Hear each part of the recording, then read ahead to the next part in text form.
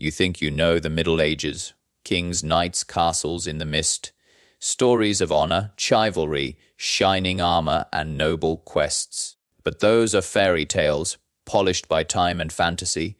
The real medieval Europe, it began in the ashes. Rome was gone, law collapsed.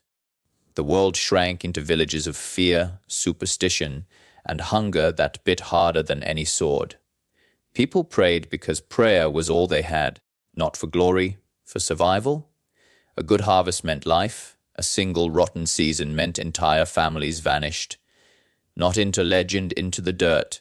And the church, it was the heartbeat, the judge, the light, the shadow.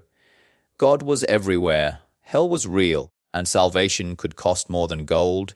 Sometimes it cost blood. Knights, they weren't shining heroes.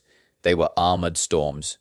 Steel smashing bone, banners soaked in mud and rage. Children learned to fear hoofbeats long before they learned to speak. For 1,000 years, Europe crawled through darkness, war after war, famine after famine, plague after plague.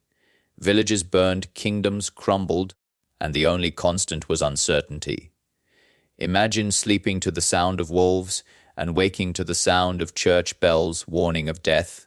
Again, imagine never knowing if tomorrow would come, and yet, from that darkness, something changed.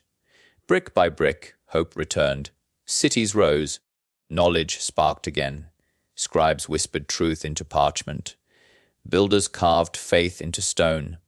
And humanity clawed its way back into the light.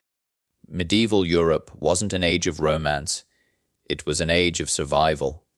1,000 years where the world held its breath and prayed it would live to see dawn. Those who endured built the world we live in now.